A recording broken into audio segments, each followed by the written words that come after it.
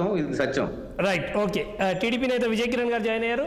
విజయ్ కిరణ్ గారు sir, good evening మీకు, panel సభ్యులకి, 60 ప్రేక్షకులందరికీ కూడా శుభ సాయంత్రం అండి.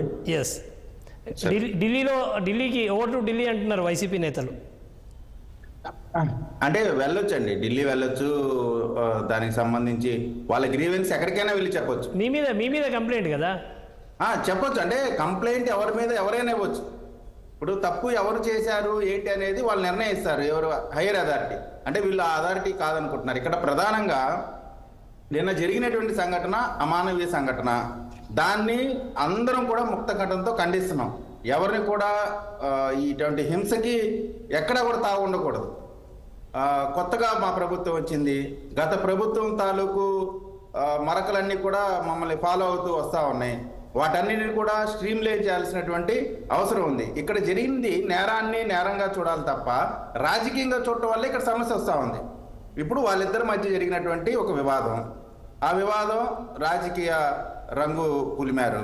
ఎవరు పులిమారు? వైసీపీ వారు పులిమారు. అది అవసరం లేదు కదా. బాధితుడిగా ఇప్పుడు మా తోట చంద్రయ్యని వైఎస్ఆర్ కాంగ్రెస్ పార్టీకి సంబంధించిన జెడ్పీటీసీ జై జగనమని గొంతు మీద కత్తి పెడితే మావాడు అనకపోవటం వల్ల పీక కోసి చంపారు. అది రాజకీయ హత్య, ఇది రాజకీయ హత్య కాదు. వారిద్దరి మధ్య గతంలో ఉన్నటువంటి ఉన్న వివాదాలు ఏదైనా, ఇప్పుడు వివాదం వల్ల కానీ రాజకీయం కానీ ఎలా జరిగినా సరే దాన్ని ఖండించాల్సిందే.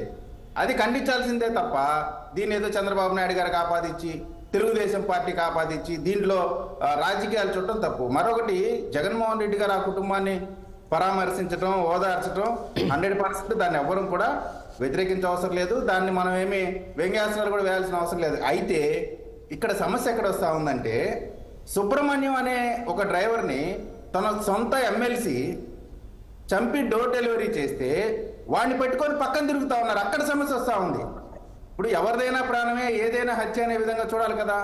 ముఖ్యమంత్రిగా ఉన్న సమయంలో ఇటువంటి అడ్రస్ చేయకుండా అధికారం పోయిన తర్వాత ఇట్లా ఓదార్చాము, ఇది దీంట్లో రాజకీయం చేయటం, దీన్ని తప్పంటా ఉన్నా. ఇప్పుడు జగన్మోహన్ రెడ్డి గారి పర్యటనలో ఎక్కడన్నా ఏమన్నా పొరపాట్లు అధికారుల వల్ల లేదు టెక్నికల్గా జరుగుంటే దాని మీద ఖచ్చితంగా ప్రభుత్వం వివరణ కోరుతుంది. ఎందుకంటే ఉన్నటువంటి ప్రతిపక్ష నాయకుడు, ఆయనకి భద్రత ఇవ్వాలా, ఆయనకి తగినటువంటి గౌరవం కూడా ఇవ్వాలా. అది మేము ఇస్తున్నాం కాబట్టే వినుకొండ వచ్చి వారిని ఓదార్చారు.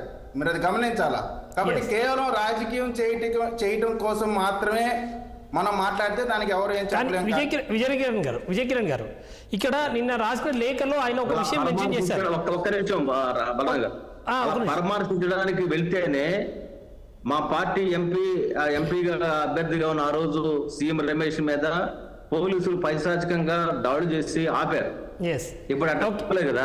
ఒక నిమిషం సార్, ఇప్పుడు ఈయన మోడీకి రాసిన లేఖలో జగన్మోహన్ రెడ్డి గారు మెన్షన్ చేసిన అంశాలు జస్ట్ 45 డేస్లో 31 మంది హత్యకు గురయ్యారు, 300 మంది మీద హత్యాయత్నం జరిగింది, వీరి వేధింపులు తట్టుకోలేక 35 మంది ఆత్మహత్యలు చేసుకున్నారు, ప్రభుత్వ ఆస్తులు 490, ప్రైవేటు ఆస్తులు 560 ధ్వంసం అయ్యాయి, 2700 మంది వలస వెళ్లాల్సిన సిచ్యువేషన్ కలిగింది ఇందులో ఈ 45 డేస్లో అన్నది ప్రధానమైన ఆరోపణ.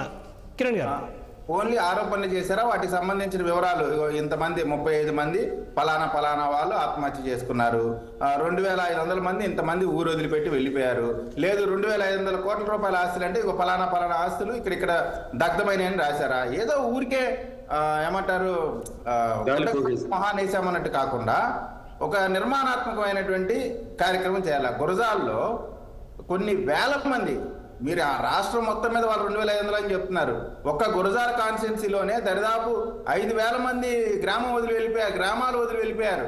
ఎలక్షన్ల తర్వాత కానీ వాళ్ళు మళ్ళీ గ్రామాలకు వెళ్ళలేకపోయారు. నేనేమంటా ఉన్నానంటే,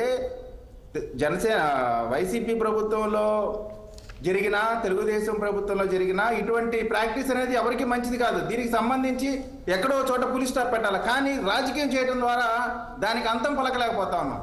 కాబట్టి మేము తెలుగుదేశం పార్టీ అధికారంలోకి వచ్చినాక మా వాళ్ళని 8 మందిని చంపారండి.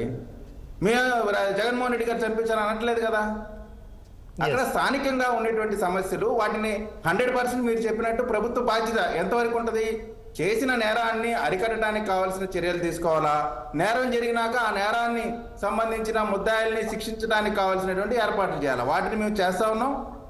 ఖచ్చితంగా గతంలో 5 సంవత్సరాలు విశృంఖలంగా నేరాలు జరుగుతూ ఉన్న సందర్భంలో వాటన్నిటిని కూడా మేము ఒక్కొక్కటిగా అదుపు చేస్తా వస్తా ఉన్నాం. Yes. నిజంగా మేము కానీ ప్రతీకార దాడులు కానీ చేస్తా ఉన్నట్టయితే ఆంధ్రప్రదేశ్లో మమ్మల్ని పెట్టిన ఇబ్బందికి, మేము పడ్డ కష్టాలకి ఎటువంటి పరిస్థితి ఉండాలో అనేది ఆలోచన చేయమని చెప్తా ఉన్నాం. Yes, ఎందుకంటే yes. తీవ్రమైనటువంటి నిర్బంధం అండి. ఎన్ని రకాల నిర్బంధాలు మేము ఎదుర్కొని ఈ రోజున అధికారంలోకి వచ్చామంటే ఏదో ఊరికే జస్ట్ లైక్ దట్ రాలా. అనేకమైనటువంటి నిర్బంధాలు, పోలీసు ఇనప సంఖ్యలు అన్ని దాటుకుంటే కానీ మేము రాలేదు. అట్లా అని మాకు మా బాధ్యత తెలియకుండా మేమేం లేము. మీకు తెలిసి చంద్రబాబు నాయుడు గారు లా అండ్ ఆర్డర్ విషయంలో ఎవరిని స్పేర్ చేయరు, అది సొంత పార్టీ నాయకుడైనా సరే. కాబట్టి ఖచ్చితంగా లా అండ్ ఆర్డర్ని కాపాడతాం. జరిగినటువంటి సంఘటన మీద పూర్తిగా ముద్దాయిలకు సంబంధించినటువంటి దాంట్లో శిక్ష పట్టడానికి కావాల్సిన ఏర్పాట్లన్నీ కూడా పోలీస్ శాఖ తరఫున చేస్తారని చెప్తాం. Right sir. లక్ష్మణ్ గారు.